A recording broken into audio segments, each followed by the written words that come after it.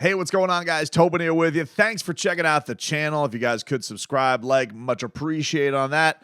Coming at you on a 111-105 loss to the New York Knicks as the Miami Heat now even in this Eastern Conference semifinal series, still with home court advantage as they head back to Miami now for a strange 3-day break. And they will be back in action on Saturday afternoon at 3:30 from the Kaseya Center.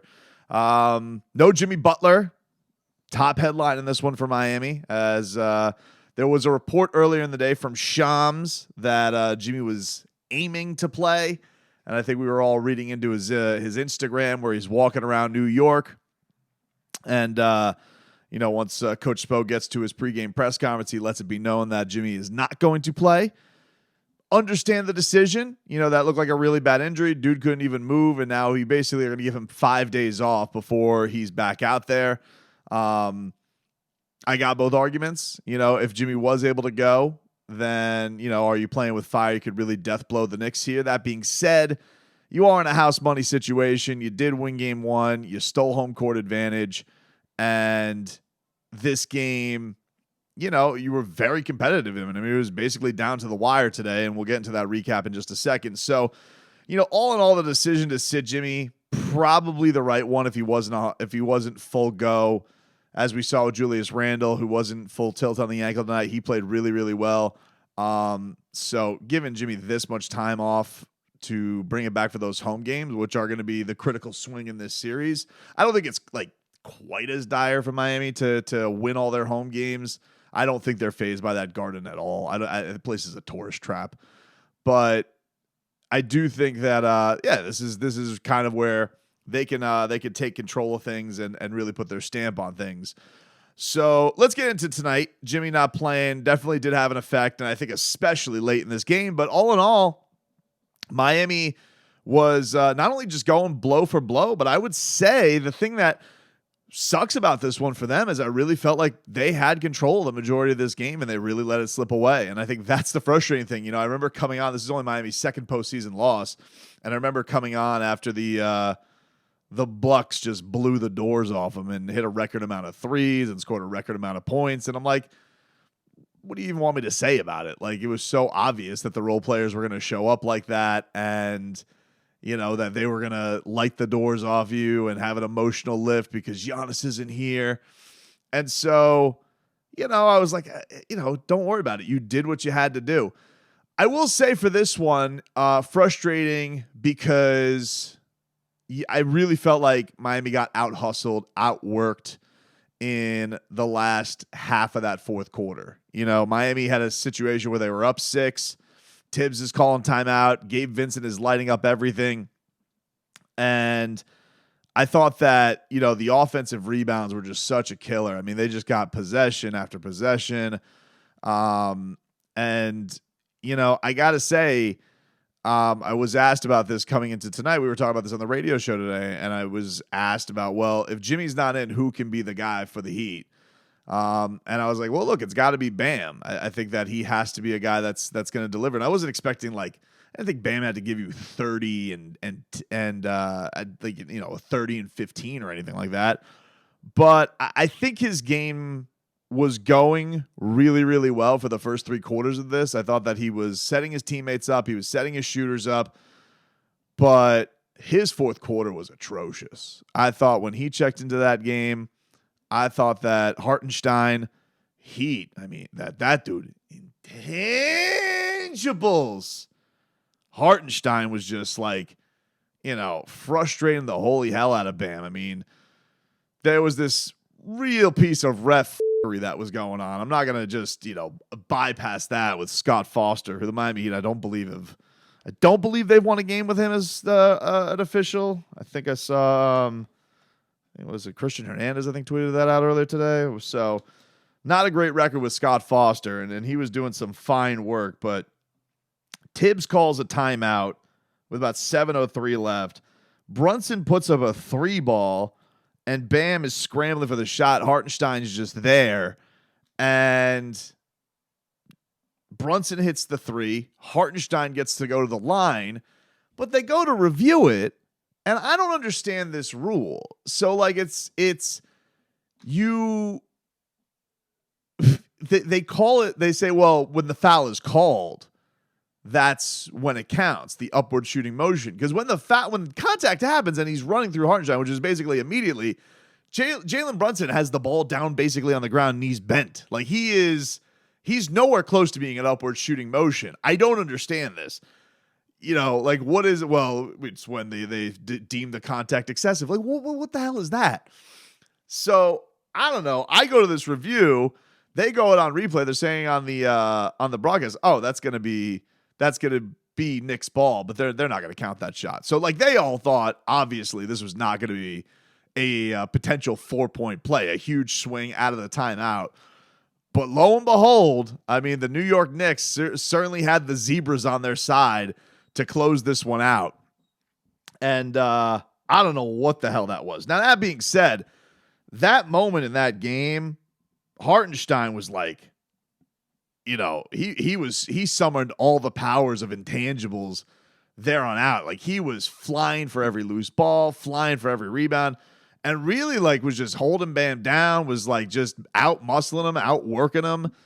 And that to me was the disappointing thing. I know with Bam, we're always going to look to as Spo says, that final line in the box score, you're going to look at points. And look, him scoring 15 points on 10 attempts, that's not enough for me. I mean, it's really not, but it's a killer even more so that I thought he was doing a lot of great stuff the first 3 quarters of this game, but his fourth quarter line tonight, one shot in the last scramble of things, it was very late, of Kyle Lowry setting him up. So nothing that he really initiated at all. And he got one shot, 2 points, 1 rebound, and 3 personal fouls, -9 in that fourth quarter. I thought it was a dud from Bam all around in that fourth, because I think that they did have this game in hand. Look, you're up 6 with 7 minutes left in the fourth quarter. You're in a good spot. And I really felt from there on out, you had Hartenstein flying all over the place. Josh Hart, was Josh Hart was doing his thing. Jalen Brunson really got cooking. Jalen Brunson in the fourth quarter today, he was money. He was 4-6, finished with 10 points. So he was big time. Really bounced back after being super critical of himself. So for me, and just the offense was just the credit to the Knicks defense, but also the Heat just there was a 24-second violation right as coming out of a timeout. It looked really, really cluttered, and Miami almost made it. It was almost able to pull it out late as Randall, for some unknown reason, just stepped over the line on his inbounds. And so Duncan Robinson was able to hit a 3-ball to make it 108-105, but they were able to make their free throws. That was all she wrote. In that one. And the Miami Heat now are tied at 1 game apiece. But, big takeaway from this one is that fourth quarter for me, because I really felt like Miami did enough. I think for the most part was doing enough, I should say. They were doing enough and doing all the right things to go get this win. And it's such a spirited effort. Like, you're on a road, it's a road game. They were they were getting up a lot of threes tonight. I mean, they took nearly 50 threes tonight. So Miami they were getting them up. They were shooting those things today. And it wasn't like anybody had, the most threes today was Gabe Vincent. He was 4-12. So nobody was having like a monster game. Caleb Martin was 4 of 8. So that's a very, that's a pretty nice game. So, but nobody had like, one of their crazy shooting performances for tonight. Gabe Vincent and Caleb Martin were by far players of the game for Miami. Max Strus got a bit of a heater right out of the gate at a halftime, but he ended up hurting his back, so wasn't much of wasn't very effective after that. So, ultimately, look, if you're a Heat fan and you're coming out of this with any kind of worry, I cannot say the Knicks gave me any of that today. I mean, you really took them down to the wire with this one with, essentially all of your role guys. Kyle was pretty pedestrian today. Kevin Love didn't really give you anything tonight, but like they're old. What do I expect? I expect them to give you big nights every postseason performance. So all they contributed to that last win. Yeah, not too much today. Kyle didn't look like he had that giddy up in him tonight. I expect that to look a lot better with having as much time as they have off coming up. But yeah, you look around the roster tonight and the Heat, put up a pretty gutsy game. You got from Gabe, Caleb, who were the stars of the game, I think, for Miami, bar none. Max, really solid, especially in that third quarter, and especially before he got hurt with that back injury. Hopefully he'll be okay with that. Yeah, I thought Haywood Highsmith had some Haywood Highsmith in that first half. I haven't really mentioned a lot from the first half, but thought Haywood Highsmith was playing like an absolute demon in that first half up until he had that turnover that turned into some points. I thought that he was doing a great job defensively. Even some of the buckets that Randall got really, really made him work.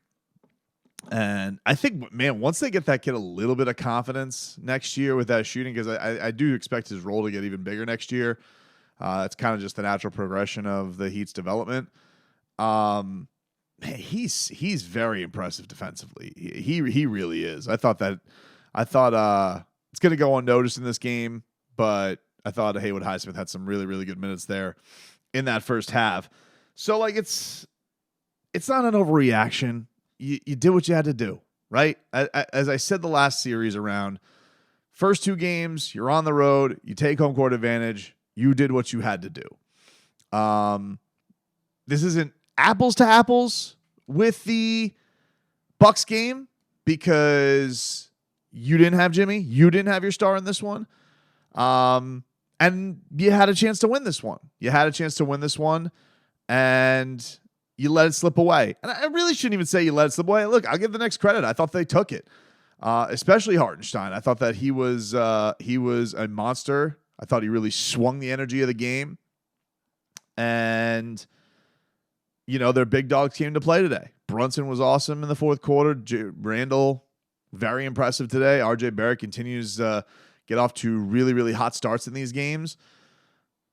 And for the Heat side of things, it's tough not to come away with this one wanting more from 13. I think Bam has to be better. You are the all-star, the remaining all-star that's out here. Jimmy's not playing. Tyler's gone. You're a max player. And I back you. I'm one of the I'm probably guilty of being an Adebayo apologist. And I don't feel bad for that because I think that you see in the end of those clinching games in Milwaukee, I think you're seeing what he's capable of. I thought that he played a really nice 3 quarters of basketball. I thought that he was setting up his teammates. He was kind of being that quarterback. I thought he was doing a wonderful job defensively. And then this fourth quarter comes around and he has that awful play where he runs through Hartenstein and they call it. I thought it was a bullshit call. But that being said, you got to shake that off. And it felt like he never shook it off. It felt like Hartenstein took that, started taking every rebound. And you just need something from him. I'm not even talking buckets, though I would like him to take more shots. I get it. Like other guys had it cooking a little bit. And you were letting, kind of Kyle do his thing there. But, it was pretty cluttered there. I would have probably let him bring up the ball once and let's see what he can go do. But I'm not even just talking about it. You need either a block, a bucket, a big rebound, and they didn't get any of that from Bam. So it's not a game I'm going to overreact to because ultimately you didn't have Jimmy, but you did have a chance to win. And when you had a chance to win, your all-star wasn't there for you. I don't think he performed nearly close to his standards. And the good thing about that is I do feel like he typically bounces back when he has a stinker like that, especially in a key spot. I never want to see 55 outwork him again in this series. That can't happen because all the focus coming into this series was on Mitchell Robinson. did a great job on him. Got Mitchell Robinson in foul trouble. Basically sat his ass most of this game. But he can't let that happen again. That was an unacceptable fourth quarter from Adebayo. It really, really was. And for the Heat, they're gonna have these days off. I'd imagine 22 is gonna be back in the lineup come Saturday afternoon. You Knicks are in trouble, dude. I don't know what to do. I don't know why you're out here taunting Jimmy Butler on the sideline. That seems like a terrible idea. Like Jimmy's just sitting there, kind of has like this cheese-eating grin. He's like, all right, cute. You guys got your game. Nice. Good for you. Good. Adorbs. Monocles in hand. But listen, my prediction still stands. All right. And by the way, I told you when I made my initial prediction, I said, just like the last series, the first two will be split. Doesn't make this one any less frustrating because I do feel like Miami had their opportunities. But in the big picture of the series, Miami's in a good spot. They are. They get Jimmy back. They're going back home. And, I don't find this Knicks team to be very intimidating. I really don't. I mean, a very thin and depleted Miami Heat team without their MVP took them down to the brink today. I mean, to be honest with you. So, no, worry is, if you could make worry a 1 to 10, I would say worry's like it's just laying there, like on the meter. It doesn't even have like the